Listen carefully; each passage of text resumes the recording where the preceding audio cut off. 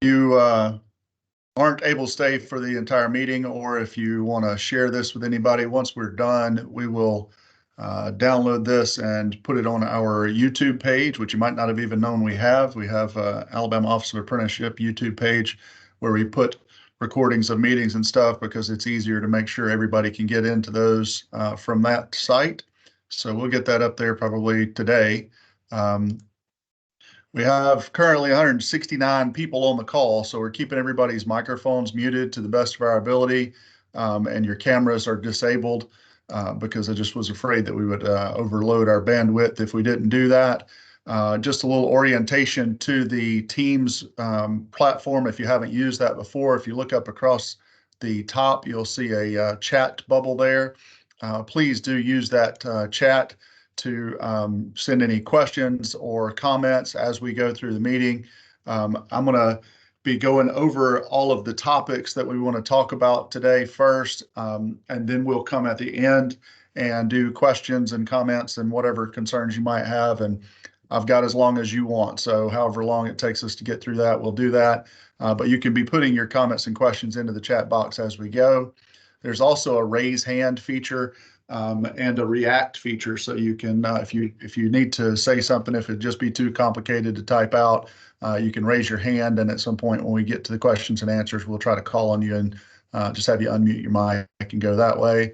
There's also a react feature, so you can do thumbs up or frowny faces or whatever it is that you need to send our direction as we go. All right.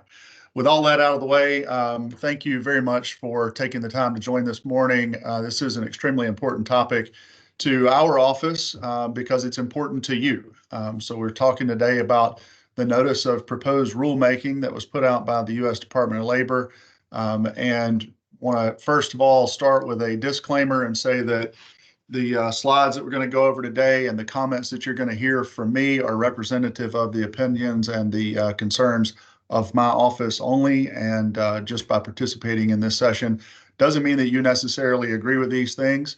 And we encourage you all to look at the notice of proposed rulemaking, which is available online, and I'll show you how to get to that. You can certainly review, and we recommend you review it if you can make the time for it, and give your own, come to your own conclusions and make your own statements about how you feel whether this would be positive, negative, or otherwise on the apprenticeship system, and particularly on the apprenticeship programs that you are all directly involved with. So with that out of the way, I have already mentioned that we are recording this too.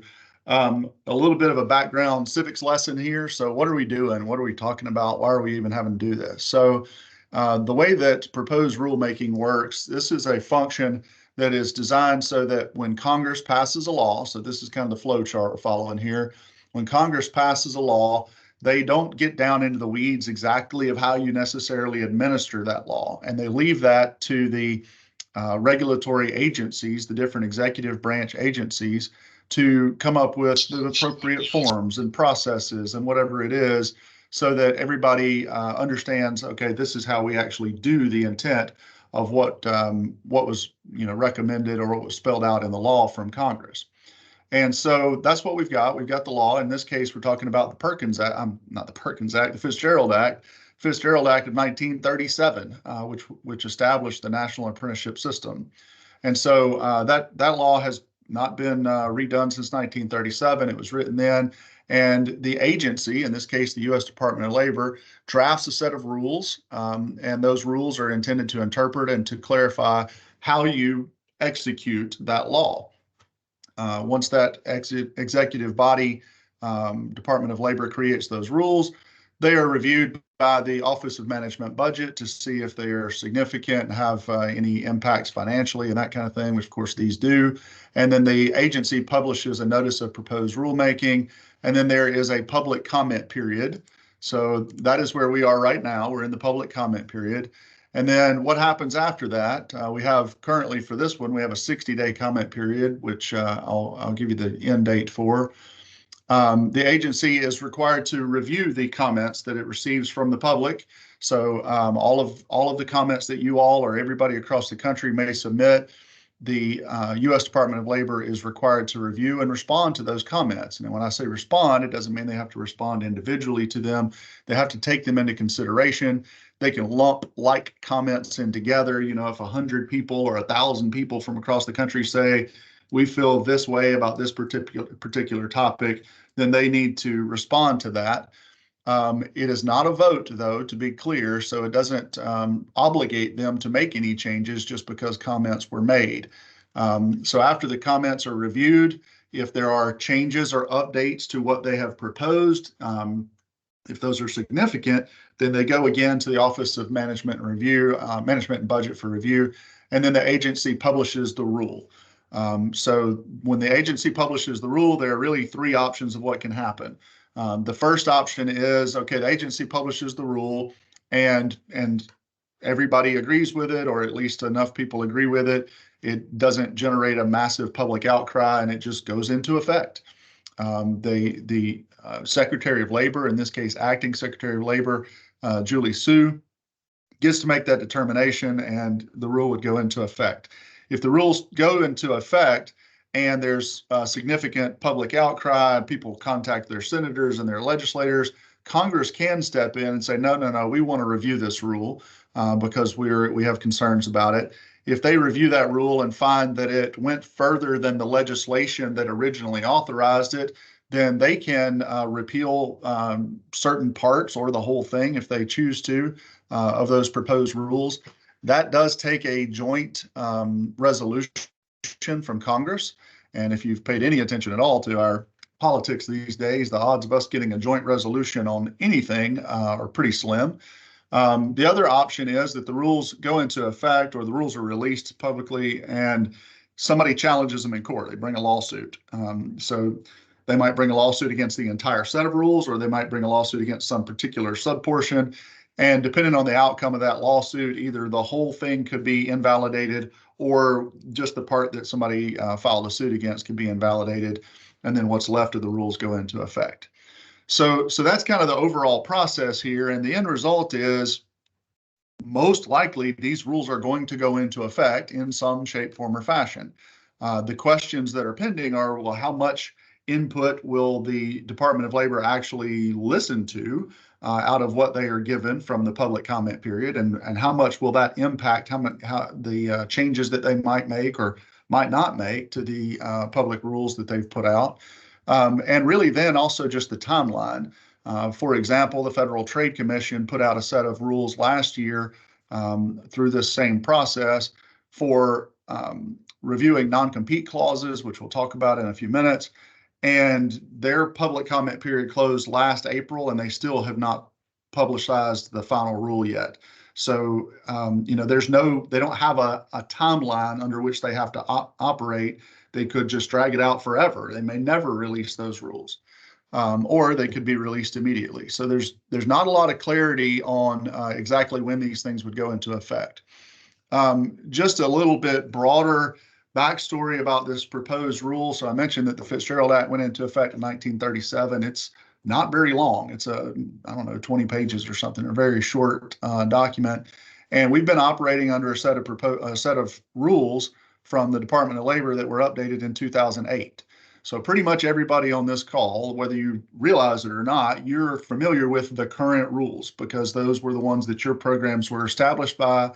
Or at least if you were established before that, you've been operating a program well before 2008, you've been operating under those 2008 rules for the past however many years that is, 16 years. So this represents this set of updates represents a very significant update to the rules. Update is being generous. Honestly, this is one of those Josh's opinion things. This is not necessarily an update. This is a revision, a complete change and overhaul of the rules. It took 779 pages for the U.S. Department of Labor to describe and lay out the changes that they are proposing in these rules. So that by itself ought to tell you how significant these updates are. Those were put out in December, right before Christmas, December 14th. And, everybody was expected, I guess, to read those over the holidays. I did read them. I'm sure you all stayed up and read them too. There is a significant court case going on right now that I just want to make you aware of. in the U.S. Supreme Court that could relate to this exact process. So the court case is about herring fishermen up in the Northeast. And a process like this was done by some agency that oversees herring fishermen and they established a set of rules that required the herring fishermen to pay a monitor to ride on their boat, about $700 a day, that they had to pay a monitor to ride on their boats with them while they were fishing to make sure they were complying with the rules. And the herring fishermen said, no way, that's ridiculous. This was not part of the intent of the legislation that was originally written. You're just creating new law now, not explaining how to operate within the law that the legislature created, that Congress created. You are now creating new law and adding additional burdens. So the herring fishermen have taken that entire argument all the way to the Supreme Court. Currently, in the U.S., we have what's called the Chevron Doctrine. And the Chevron Doctrine says that if there's, the best way I can explain it is sort of like in baseball, the tie goes to the runner. If there's a disagreement about how the legislation is supposed to be interpreted between the executive agency who is applying the law and the public, the deference goes to the executive agency. So basically, if they say that's the rule, that's the rule. And once they establish those rules, they have the force of law. So that court case is pending to be resolved this summer. Josh personally is pulling for the herring fishermen because I think that we have what we're going to look at here is a good example of where these executive agencies are overreaching and they are creating law, not just explaining rules about how to comply with the law. This revision was attempted through the legislative process about 2-3 years ago, and the process to reauthorize the National Apprenticeship Act, and it failed miserably. Many of the changes that we are seeing in this set of proposed rules were changes that were attempted through that legislative process, but that bill couldn't get any traction and never got past the Senate Help Committee for reauthorization. So I'm trying to flag when it's my opinion. Josh's opinion is that because they were unable to get these changes through legislatively, now they're switching over to this process where there is really no legislative oversight unless you get to that congressional review we talked about. So that's the big picture kind of national framework under which we're operating right here. And then we're going to talk about some specifics. As a reminder, I'm going to say SAA a lot today, a state apprenticeship agency. Alabama is an SAA. We became a state apprenticeship agency in March of 2020. You all know this well, but just to kind of give you the national landscape, these that are in dark blue here or dark gray or whatever color that is, those are state apprenticeship agencies like Alabama. So prior to our registration or recognition as a state apprenticeship agency, apprenticeship had been operated in the state of Alabama since 1937 by the U.S. Department of Labor. We took over in March of 20. The numbers don't lie and the satisfaction surveys don't lie. We've made more progress since March of 20 in expanding apprenticeship in Alabama than the U.S. Department of Labor did in the entire time they were operating it since 1937. I hope that you all would agree with that and agree with the fact that we have provided our goal is to provide a much higher level of customer service and employer responsiveness and flexibility for our sponsors. So I say all that to say, you see these dark blue states, all of those are established like us, although interestingly, California is also operating a state apprenticeship agency. The U.S. Department of Labor just won't recognize them because they say you're not compliant with our rules. So there are two offices in California, a state agency like us and the U.S. Department of Labor. After we became a state apprenticeship agency, many other states followed our lead, and there are more still working on it. So Tennessee was the first one to, they copied what we did and they became a state apprenticeship agency. Colorado came right behind them, copied what we did, they became a state apprenticeship agency. Arkansas is working on it. Iowa is working on it. Iowa has actually already submitted their application and had it rejected, which is important to note and interesting because they submitted the same kind of application that all of these other states, that we did, that Tennessee did, that Colorado did. They submitted the application and had it seemingly arbitrarily rejected by the U.S. Department of Labor. So one way of looking at this set of rules as we go through this is it is pretty clearly to me an effort by the U.S. Department of Labor to retake authority over all these states that are turning dark blue. Their goal is to be able to provide a single one-size-fits-all approach. And their vision of that is, I'm speaking on their behalf, but their vision of that is that uniformity is the key and consistency is the key. And there's always a trade-off between uniformity and consistency versus customization and flexibility. And we and many of these other dark blue states are much more inclined towards the customization and flexibility side of that equation there, because we think that's what has helped apprenticeship grow nationally over the last several years. And the numbers again show that apprenticeship has been growing as state apprenticeship agencies have expanded and more of them exist and more flexibility has been provided. Apprenticeship has grown. So this is a successful model, but it does take that authority and some of that control away from the U.S. Department of Labor. So let's get into the specifics of what they're proposing. The first thing I want to show you is about the timeline. So probably the most common question, when would all this happen? When would this take effect? Well, under the current proposal, SAAs, state apprenticeship agencies, would have to reapply basically to continue our status as a state apprenticeship agency. That application comes in the form of a plan that I'll show you in just a minute with some of the details, but that plan has to be submitted by September 30th of 2026 and would go into effect, be evaluated, and then has to be finalized by December 31 of 2026. It's February of 24, so that kind of sounds like a long way away until you start to think about what has to be done in order to submit a plan that is approvable. The plan has to spell out that the state laws that we have don't conflict with the federal laws or these new federal regulations. So just take that one part on its face. We're currently in our legislative session for 2024. We would have to make any legislative changes, any state law changes that had to be made in order to keep our SAA status would have to happen next legislative session.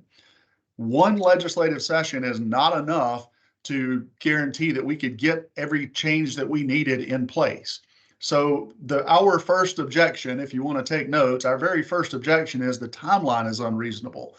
It's very difficult for us to start now planning for what laws might have to be changed in the state next legislative session when these rules haven't even been finalized. So number one objection for us, just the first thing right off the bat is the timeline's unreasonable. Sticking with this timeline aspect, though, if let's just say that they keep the timeline as it is and we have to become a state apprenticeship agency or have to reapply for our status by December 31 of 26, and we are approved, because there's a possibility that we would not be approved, like Iowa was just not approved, and we are approved to continue our SAA status, then programs previously recognized by the SAA, that's all of you, would have 2 years following that. So December 31 of 26, you would have 2 years following that to become compliant with the new proposed rules. So it sounds again like a long time until you start thinking about what kind of potential changes you might have to make. And then the last one I put on here was occupations deemed suitable for registered apprenticeship. We're going to come back to that word suitability, but some of you have programs that are under our authority as a state apprenticeship agency. We're able to recognize an occupation and say, look, this is a custom, unique thing that we need to build that is not a federally DOL recognized occupation. Our Red Barn folks with their horse training operation that we've got, therapeutic horseback riding, Wiregrass Construction's got some horizontal road construction, paving and grading custom stuff. Hyundai Power Transformers in Montgomery they're the only people that do this particular thing, and they have an occupation. So we'll go into that in a little more detail, but point is that those occupations that we have specifically recognized have 4 years to become nationally recognized occupations and to follow all of the rules. The rest of you who have federally recognized occupations already, you would have 2 years.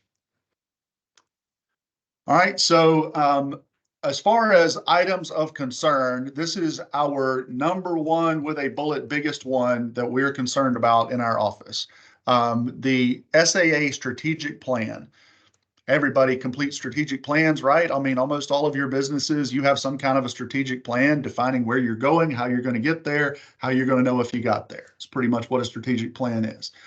We don't have a problem with having a strategic plan. Alabama Office of Apprenticeship, we have a strategic plan. We update it annually. We keep on our targets and goals. The first concern is the due date, which we kind of already talked about. We'd have to submit that by September 1 of 26. The things that go in the plan are the second item of concern. First, state apprenticeship laws. I already touched on that. We would have to confirm in our plan that we had no laws in the state that were in conflict with these proposed rules or federal laws. We would only have one legislative session to do that analysis and make any change that is needed. Timeline's unreasonable. I've already mentioned that. But this second little set of bullets right here is the much more concerning part about the strategic plan. They call it the strategic elements. We would have to spell out our goals for expansion. We would have to talk about how we are promoting registered apprenticeship to underserved communities. We'd have to talk about aligning education and workforce development activities. And all of those things on their face, you're like, okay, that's fine. Those seem like good things to talk about. The problem is we are submitting this to the U.S. Department of Labor, and they get to say yes or no whether the things that we establish in these sections are good enough. So take, for example, the goals for expansion. The way we have operated in the state, we've always said our top line metric is the number of employers served. If we meet the needs of employers and we build the training programs that they need, then there's a place for apprentices to go, which, by the way, we're right at 4,000 apprentices in the state. When we break 4,000 apprentices, you'll know it because I'm going to scream it from the rooftops. That's more than we've ever had in the state of Alabama. So this approach that we're taking of an employer's model as creating more programs to meet the needs of more employers, thus meeting the needs of apprentices to have a place to go, that works for us. But that might not be how the U.S. Department of Labor decides they want to measure it. They could say that your goals need to be strictly about the number of apprentices. So what would that impact?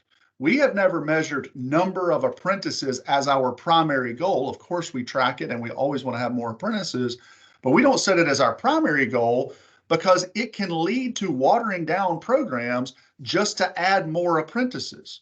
So in some other states, for example, they have apprenticeship programs for hotel maids. We don't do that in Alabama. Now, if we were driven only by the number of apprentices, then we might be chasing those numbers and we would be pressured to create apprenticeships for high volume programs, but not high wage, not high demand, not high skill, not putting people on career paths. And we don't do that. We say in Alabama, we refuse to train people into poverty. That is not our goal. So just taking that specific example with your goals for expansion, now the U.S. Department of Labor would get to say, yes, these goals are good enough. No, they're not good enough. This is the way you should measure your success or not. We just don't feel like that is reasonable. And it doesn't seem like a good idea since we took over from the DOL because we feel like we know better what needs to be done in our state. The second part about promoting registered apprenticeships in underserved communities, same concept. I mean, is our goal to create numbers on paper, or is our goal to actually serve people with high demand, high wage career jobs? All of those goals, though, the biggest issue with that section is they're subjective. So the current administration in DC under President Biden and Acting Secretary Julie Su, they have a certain outlook and they would want to see goals set and activities aligned in a certain direction. They're more pro-labor. They are more about the diversity of the individual apprentices and a focus on the number of apprentices. But if we change presidential administrations, we would flip-flop right back to the other side. Now we're not so pro-labor. Now maybe they're focused on the number of employers, not the number of apprentices. And I just keep telling people apprenticeship has never been a political football, and it doesn't need to become one. Setting up this kind of subjective plan for our states to have to meet goals set by the U.S. Department of Labor, to me, sets us up for whiplash, where we would be back and forth between whatever the political whims are of DC. That would be what we would have to be chasing in order just to keep our SAA status, because All of it goes away if they refuse to approve our plan. So we are very concerned about this strategic plan and those elements and the subjective nature. If you're taking notes, that's the biggest issue here in this plan, is the subjective nature of the strategic goals that the Department of Labor would be evaluating under no particular set of, there's no hard and fast rules about what those goals would be. They could set them out as whatever they wanted to. Another just interesting item of note here is that all of the SAA states, so all of these dark blue ones, we would be required to state these plans or spell out these plans and be very specific in our goals and objectives and how we were going to accomplish them and the operational planning elements and all that. But all the light blue states that the U.S. Department of Labor operates, they wouldn't have that. There's nothing in the law about the U.S. DOL being held to the same level of accountability that they're proposing to hold us to. It seems like what's good for the goose should be good for the gander. So if SAAs need to do that, why do OA states not need to do that? I've asked that question and I'm waiting on a response from the USDOL. All right, the next item, and this one is guaranteed to be of concern to many of you. You know that as we have built apprenticeship programs in the state, we talk about the three models. There's time-based approach. So you've got a lot of your traditional trades, your carpenters and electricians and like that. They're time-based in many, many cases. They do X thousands of hours. So to be an electrician is 8,000 hour electrical training program. That's how you're measuring your on-the-job experience, is certain time periods of doing that different types of work. Well, the other model that we push in Alabama is a competency-based model. So a competency-based model says these are the things you have to be good at in order to do this job, however long it takes you to master those things. If it's 6 weeks to master this particular competency or 6 months, that's up to the evaluation by your employer to decide, yes, you're good to go, you know how to do this thing, or no, you don't know how to do this thing, you need to keep practicing it. So those competency approaches is what we have expanded mostly in the state. We've got time-based, we've got competency. There's a few of what we call a hybrid. A hybrid takes the time-based approach and the competency-based and mashes them together.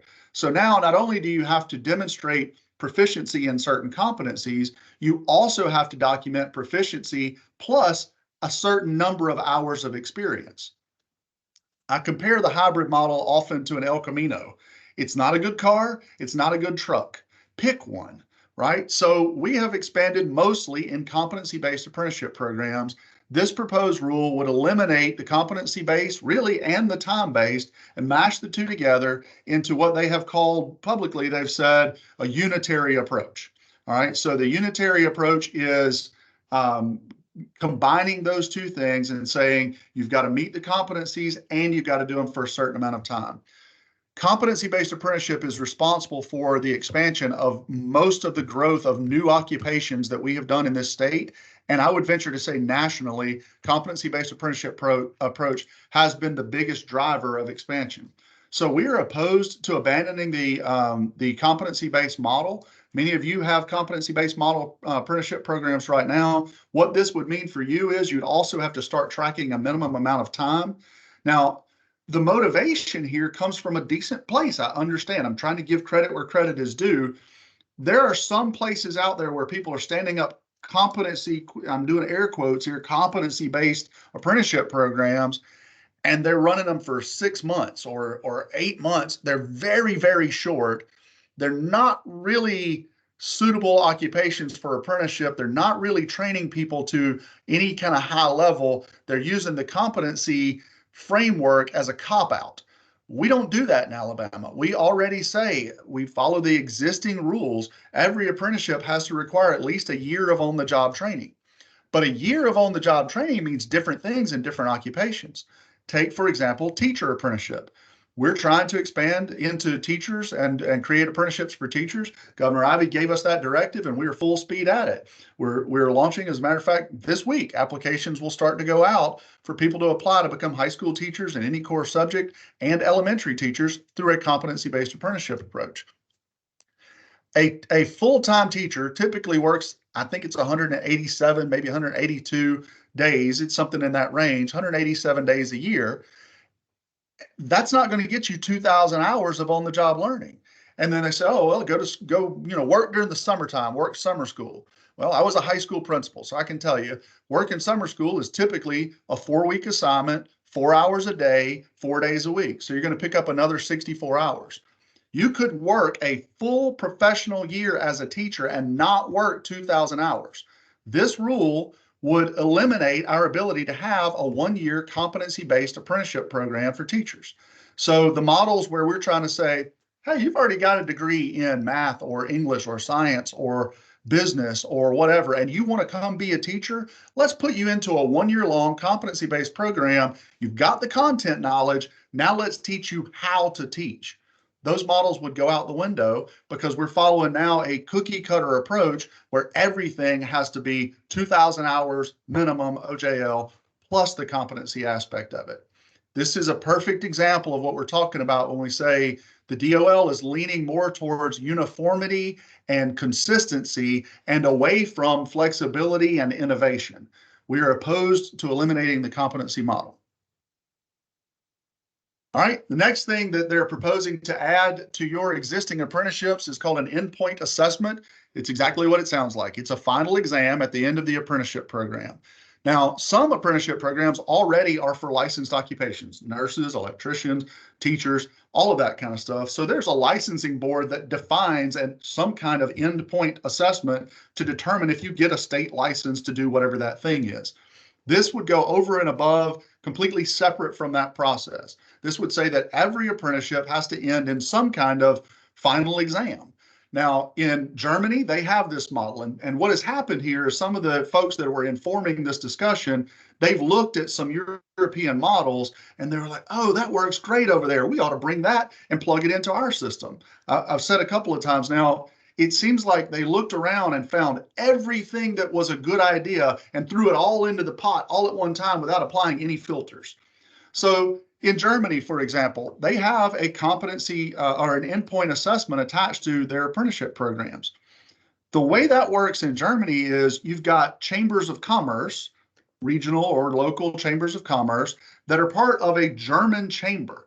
The German chamber, overall national chamber, is the one that they serve basically like the role of the U.S. Department of Labor here. They assess apprenticeship programs, they create the models, and they determine what is a quality apprenticeship program. The employers in that country, they have buy-in. They believe in this process. They believe that the German chamber represents their interests and their needs, and they like the uniformity that is provided because a portable credential, you get a completion of an apprenticeship in one city, it's guaranteed to be good in another state within the boundaries of Germany. So that is appealing, but we're missing a piece of that in the U.S. I would venture to say that you couldn't find a group of employers that would all agree, yeah, we think that the U.S. Department of Labor should be in charge of determining what endpoint assessment tells us whether a person is qualified to do this job or not. We just don't have any entity in the country that has that kind of uniform national buy-in that people would commit to. So you wind up with then a hodgepodge of different types of endpoint assessments. And who is to say what's a good enough assessment? It's unclear in the rules. Is the DOL going to say these are acceptable assessments? So looking at the example from the UK, not too many years ago, they added endpoint assessments to their apprenticeship model. When they added endpoint assessments, an entire cottage industry came up of companies who write endpoint assessments. And employers then were obligated to purchase or pay for their apprentices who they trained voluntarily, that they invested in. They had to pay for these people to go take endpoint assessments from one of these approved providers. The outcomes of that have not demonstrated themselves to be equitable, for one, and they also haven't shown to improve the outcomes of apprenticeship at all. It's a very one-size-fits-all approach that, oh, well, we'll just make a final exam for everybody. That way we're guaranteed that nobody completes an apprenticeship program unless they know everything they need to know. If you are familiar at all with K-12 education in the United States, you know, for a while there in the early 2000s, every state was pushing for a graduation exam. To get out of high school, you had this one big exam that everybody had to pass. Well, almost every state now has abandoned that concept because there was no one exam that could adequately measure and equitably assess all the different kids We got rid of it in Alabama years ago. We don't have a final graduation exam because it wasn't improving the quality of our education, and it was serving as an additional burden and barrier for people to graduate when the school that had trained them said, no, they're good to go. They've got the content they need. They've met the objectives. They've passed their classes. They can graduate now. So endpoint assessments sound like a reasonable idea at first blush, but when you start considering who is going to determine what test is good enough and what goes into that test, and then you look at the outcomes from applying that test and the additional burden on the employers, we're opposed to the concept of mandatory endpoint assessments. Suitability determinations. All right, so I mentioned this word suitability before, and I gave you some examples already, so I won't go too long on this, but one of the biggest flexibilities that we gained as a state apprenticeship agency was the right to create state-approved apprenticeship programs when there was some custom need within our state. The U.S. Department of Labor is proposing that that would be eliminated, and only the USDOL, John Ladd's office, the Office of Apprenticeship, only they would be able to determine what is and is not a suitable occupation for apprenticeship. Now, in our examples, like the one I gave you for Hyundai Power Transformer, there are only a few companies on the entire planet that do that work. So we were able to create this occupational training outline for them without having to consult with a bunch of other people that probably don't even exist to get their national buy-in. This approach would require that we would have to go get national buy-in. We've done that for one occupation in this process, the therapeutic horseback riding that I mentioned with the Red Barn out of Birmingham. We created it locally, and then we found out that there are companies all over the country that do that, and they wanted to do it too. So we had to go through a process. It took months to go through this process and a lot of legwork to find subject matter experts to vouch for this thing so that it could be approved nationally. We don't want to be obligated to do that every single time we want to create something unique or custom for the state of Alabama. Now, the trade-off is when we create one of these state apprenticeship agency occupations, it's not guaranteed portability in all other states. You can't necessarily guarantee that it's going to be recognized if you move to Florida, Tennessee, or whatever. But if we're creating it as a custom occupation for this state, we're really not talking about something that we're looking for people to move to do, because if it was done in all these other places, it wouldn't have to be a state occupation in the first place. The DOL uses this term splintering. Again, I just have to be clear, this is their effort to prevent competition with existing trades. So Florida, for example, Florida wants to have solar panel installers. And I know this is a hot topic and some people feel strongly one way or the other about it. That's not even the point. Solar panel installers in the state of Florida is a huge thing. There are not enough people to install them. And the state of Florida says it doesn't take a fully trained electrician, it doesn't take a fully trained iron worker to do that basic solar panel installation. It takes a partial set of skills from multiple different jobs. We want to put all that together and have a custom occupation. The U.S. Department of Labor sees that as splintering existing occupations, and they would not allow that type of new occupation to be created, even at the state level. And that seems to be that's the rub for me, is that the U.S. Department of Labor proposes to be able to tell the state of Florida what is and is not good enough and what is and is not acceptable. That shouldn't be the case. All right, CTE apprenticeships. So we've all talked a lot about trying to expand youth apprenticeship. This is not that. Youth apprenticeship is a regular registered apprenticeship that has a youth in it. We've talked about that, and most people, when they say youth apprenticeship, they're talking about in-school youth. So high schoolers, juniors and seniors and high schoolers, how can we get them started in apprenticeships before they even graduate from high school, get them on the career path, get the ball rolling as we go. This CTE apprenticeship is an entirely separate thing. The characteristics you can see there on the screen. First, you have to be 16 years old to participate. All right. It requires 900 hours of paid on-the-job learning.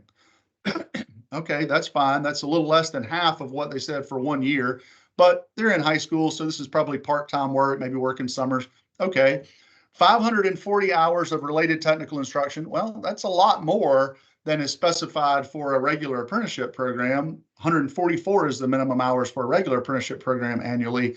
540 hours is a lot more, but they're in school. So K-12 schools could be providing some of this related technical instruction maybe, and potentially through dual enrollment, whatever.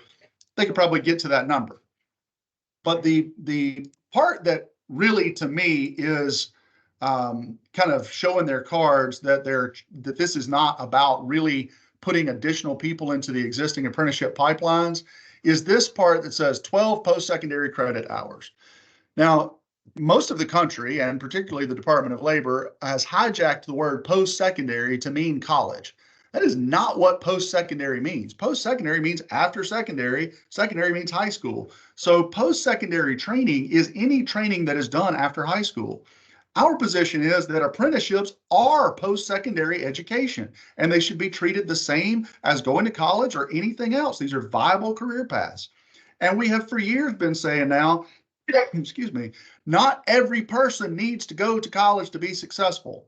Well, with all of that background knowledge, and we generally agree on that statement, why would we say that every single CTE apprentice, every high school kid that wants to participate in one of these youth high school CTE apprenticeships has to do 12 credit hours of college coursework? That's, generally speaking, 4 college classes. Well, what if I want to be a lineman or an electrician or a carpenter or any of these other jobs that may require industry training but don't require college coursework? Why are we forcing every single one of these kids to go take 4 college classes? We're speaking out of both sides of our mouth. Not everybody needs to go to college, but if you want to do one of these CTE apprenticeships, everybody has to take 4 college classes. The outcome of that is going to be throwing kids into classes that they don't need and they don't care about. You're going to sign up every kid in the world for speech and a bunch of other just fluff stuff. It's unnecessary, and it adds burden to a program that already doesn't have a lot of payoff. Next bullet is why I say it doesn't have a lot of payoff. These are not for specific occupations. These would be training towards a generic industry skills framework, so very broad. It wouldn't be for, I want to be I want to be a carpenter. It would be for, I want to work in construction. That's career exploration. That's fine. That's extremely important. Career exploration is very important. But why would an employer want to pay, because it is required to be paid OJL, why would I want to pay and invite all this additional scrutiny because now I'm running a program that is registered through not only the Office of Apprenticeship, but also has to be overseen by the State Department of Education in Alabama, the Perkins eligible agency, and has to meet all these other requirements. And oh, by the way, I, as the sponsor, don't get to say, I want you to learn how to do these particular jobs or subsets of jobs. I've got to buy into a national set of industry skills frameworks that I don't get to define. It is unclear currently who does get to define what those industry skills frameworks are. I've asked the question. I'm waiting on a response from the Department of Labor. But suffice it to say, there's going to be less flexibility and less customization. And we're talking about putting kids into exploratory jobs in high school, in exploratory work, but treating it as if it was an apprenticeship training for a certain occupation. They just butchered this. It was a swing and a miss. They whiffed on this attempt to create an occupational pathway for youth apprenticeship. The only good news about this model is we don't have to do it. So even if they passed it just like it is, it's up to the individual states whether they want to participate or not. Our existing school to work apprenticeship models, like we have with Mercedes and Sunoco and Southland Transportation, those are far superior models and would not be impacted by this. So we would just keep doing that existing model that we have. 75% wage rule. So this comes out of the idea that we want to make sure that everybody completes their apprenticeship at a good living wage, and that this is, a path to prosperity. Couldn't agree more with those sentiments. And you all know that we have a rule in Alabama that at the end of 1 year of training, a person has to be making at least $15 an hour. $15 an hour is the average living wage for a single adult with no kids in the state of Alabama. Back to the idea, we're not training people into poverty. That's where we came up with that very specific $15 an hour. And it could potentially float depending on what the living wage changes to. So where did this 75% idea came from? Not clear where it came from. Why is it not 70%? Why is it not 80%? Why is it not 82%? Who knows? That 75% doesn't necessarily represent anything tied to the real world as far as living wage or family sustaining wage or any of that. It's an arbitrary number because it sounded good. The big objection that our office has to this particular thing is we have never been in the business of telling you, the sponsor or employer, this is what you have to pay. We set some minimum floors, and we do. Y'all know we've had these conversations. You've got to be reasonable, right? You can build the world's best training program, but if you're paying very, very low non-competitive wages, you're not going to get anybody in it, and we're just wasting our time. I know some of you on this call, I've shown you the picture of the little placard outside of Buc-ee's where they're paying $18 an hour to run the cash register at Buc-ee's. So if you're not being competitive, you're not going to get people into your apprenticeship program. But my objection is, why are we adding one more place where somebody tells the employer what they have to pay? Those of you in the construction world know you've already got to deal with Davis-Bacon wages, prevailing wages on federal jobs, all of that. You've, of course, got the regular minimum wage laws. You've got our law on our state rule on existing $15 wage. Now we're adding one more place where our office has to get involved in telling employers what they have to pay. That's not our business. It is up to the employer to determine whether they want to pay 72% or 80%. The other big question mark on this thing is when we say 75% of the journey worker rate, there's no standard way of calculating the journey worker rate. Some of you, when you calculate your journey worker rate, you go and say, well, these 4 or 5 people that work here, they're my top people. The average of their rate is X dollar amount. That's the journey worker rate. We're going to finish people at 75 or 85% of that so that there's room to grow, and then they gain money as they get experienced. That's one way to set the journey worker rate. A different way to set the journey worker rate that I know some of you do is if a person walked in my door today with no experience, but all the necessary training, what would I pay that person? That's what you set your journey worker rate at. Well, with that level of flexibility of how you set journey worker rates, this 75% number really means nothing except additional government involvement in telling employers how much you have to pay. It's subjective, it's arbitrary, it doesn't need to be there. We don't need to be involved in that level of your business. Prohibition and non-compete clauses. All right, so we already have a rule in Alabama that you can't have a non-compete clause, meaning you can't tell an apprentice, hey, if you go through this apprenticeship program, you can't ever go to work for somebody else in this same industry.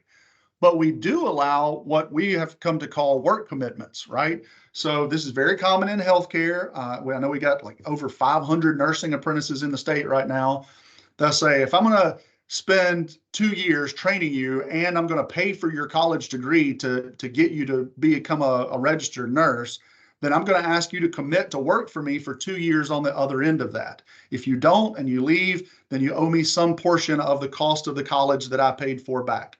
Those kind of work commitments are currently allowable in Alabama. We don't encourage them, but we have quite a few of them. They are more common in the healthcare industry. That is not the same as a non-compete clause, but the Federal Trade Commission, I mentioned earlier, has been looking at non-compete clauses since last year. They put out their rules. It is possible that the Federal Trade Commission is going to ban even those kinds of work commitment agreements. The Department of Labor's proposed rules don't clearly spell out one way or the other whether that work commitment would fall into this or not. And so we really just think that at minimum, they've got to clarify or say, we will follow what is established by this other federal agency that actually does have authority over anti-competitive behavior. That's what it's really all about, is we're trying to make sure that apprentices aren't getting locked into work agreements that they limits their worker mobility. If you ever want to look this up, go Google PetSmart. This is where all this started. PetSmart was letting people, they were going to train them to be dog groomers, and they promised them all this stuff, and they had them sign this huge contract, and they went to work for PetSmart and didn't receive any quality of training whatsoever. They were just thrown into a room with a whole bunch of dogs and told to go groom these dogs. If they tried to quit, PetSmart was saying that they had defaulted on a loan for their training and destroying these people's credit. So they were locked in. The old expression, I owe my soul to the company store. This is the kind of thing here. They were indentured servants. That's what they're trying to prevent. But we already prevent that in Alabama. Leave it alone. Let us handle that. Other states already do it. We don't need one more federal agency getting in the mix of this while you've already got another federal agency who hasn't answered the questions on that yet. They also talk about non-disclosure agreements, which I have yet to run into a problem with non-disclosure agreements in apprenticeship. 5-year cycle for program reviews. All right, all of you know that we do rave reviews, and I hope that many of you have participated in that. I know many of you have participated, and I hope you found it to be beneficial. Our focus is always on technical assistance. What can we do to help you grow your program, make it better, make it operate more efficiently and effectively to meet your needs and the needs of apprentices? That's the goal of our program reviews. We do our reviews on a risk-based system. So how many apprentices do you have? A whole bunch or just a few? I mean, that could be a risk in itself. You haven't put any apprentices in a long time. How much federal or state money are you spending to support this apprenticeship program? What's your completion rate kind of look like? Are you having a bunch of people wash out? How long has it been since we came and did a compliance review and met with you and did a review process? All of those things go into our calculations to assess, hey, we need to go see XYZ program because we haven't worked with them in a long time and they've got some ongoing issues. Let's go and work with them. That's the way we do it currently. The 5-year cycle would say, nope, everybody, we're going to come see everybody every 5 years. There's several problems with that. First of all, is it sets up this idea that this is strictly a compliance, check the box attitude. It's not about technical assistance. It's not about program improvement. And the reason it would push us that way, we've got now, I think, 136, I can't remember exactly, programs in the state. They're not giving me additional staff, which, by the way, let me just say this so I don't forget, none of these rules come with new money. This is not like they're saying, here's a whole bunch of money, now meet our rules in order to get this money. None of these rules come with new money. So we don't take any federal dollars. I don't have additional staff that I can throw at this new cycle. So if I've got to meet a certain number of program reviews annually, the only thing I can do is, instead of spending a day or 2 days or 3 days or however long over the course of weeks, sometimes even months, working with you to get whatever you need done, instead of being able to do that, we're going to be on a clock. All right, I've got to get in here. We got to do this compliance review, and we got to get out of here in the next 2 days because I got to be somewhere else. The quality of the review and the quality of the technical assistance is going to drop because I can't be there as long as we need to be to help you make your program better. The other issue, and I've seen this firsthand in the State Department of Education, when you've got a program a review cycle that's every 5 years, what happens as soon as I pull out of the parking lot? You're not thinking about meeting those quality standards over the course of the next 5 years. I saw this in K-12 education all the time. The quality drops precipitously. And then when it's time, oh, we're on year number 4, let's tighten up, let's get our paperwork together. And then year number 4, number 5 rolls around, new person comes back, we do a compliance review, and then you're gone again, out of sight, out of mind for another 4 or 5 years. It doesn't lead to ongoing sustainable quality improvement. That's the problem. And the staffing requirements, those are the problems with the 5-year cycle. Proof of financial capacity to sustain. Y'all, there's no other word besides ridiculous for this. Proof of financial capacity sustained says that when you apply to become a sponsor and register your program with our office, you have to prove to my office that you are going to be able to stay in business and that you have the financial capacity to sustain this program over time. Some of y'all have built programs with us, apprenticeship programs, when you're brand new out of the gate. You're a brand new company, and you might need one new biotech person or one new whatever it is, just so your company has a chance of existing. I don't have a crystal ball, and I'm not a CPA. I should not be looking into your books, and neither should anybody else be asking you to prove to us that you've got financial capacity to stay in business. I can only assume that you intend to stay in business, or you wouldn't be doing any of this. Overreach, massive federal overreach. Nobody should be involved in the employer's business to that level. Completion rate calculations, I'll just say quickly on this one, this is just more calculations for you to do and for us to do to try to keep up with your completion rates. We already are able to keep up with your completion rates. The new ways that they're defining this would do nothing but require more reporting on your part and create more burden for tracking and calculations. More burden is the exact opposite of what we've always pushed for. We don't believe that adding new additional ways of calculating completers is necessary or beneficial. Required training for journey workers. Some of you know we offer free, at no cost training for your journey workers. If you haven't participated in that, reach out to your project manager and we can provide that. We do 2 half-day virtual trainings. It's completely optional. Whenever you've got new journey workers and you want to get them some help in providing feedback and being good mentors and documentation, all of that kind of stuff, communication, cross-generational communication, we've got some great training available for that at your discretion at no cost. This would require very specific training to be documented for anybody who wants to be a journey worker. Again, this is one that just places additional burden from a time and tracking standpoint on sponsors and employers without any specific additional benefit to the sponsor or an employer. Now, obviously, if you're putting people in there that are going to be journey workers, look at the bullet points here. Content mastery. Of course, you want them to know what they're doing. Current in technology and new and emerging techniques. Okay, yeah, we want them to stay current. We don't want them to be teaching the way we used to do this 50 years ago. Effective communication, assessment, DEIA, which they are very careful to say is recommended training, but is not required. Anti-harassment training, all that kind of stuff. We already do that, and you obviously are going to want those things. We don't need to now create this new checklist to say every journey worker has to meet all these new additional qualifications. Many of you struggle to find journey workers in the first place. That's why you're creating an apprenticeship. We don't need to make it more difficult for people to be journey workers.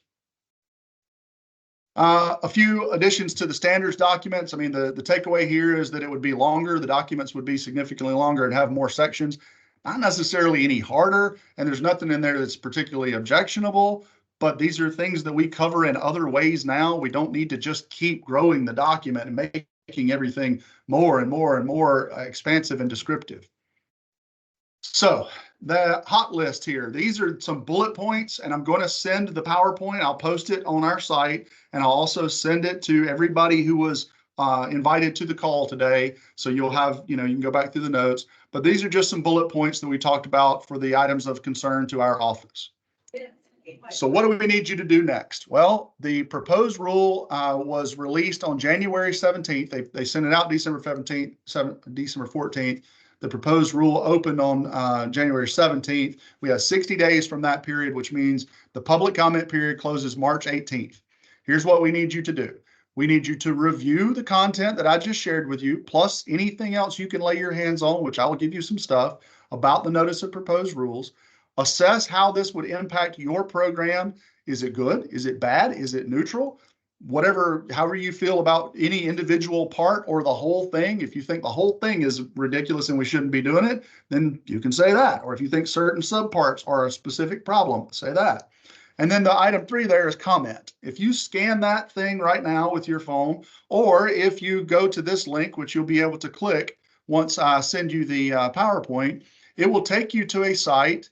It looks like this. There it goes. This is regulations.gov. This is where you enter your public comments. Only comments that are entered through this site count. They will ignore anything else.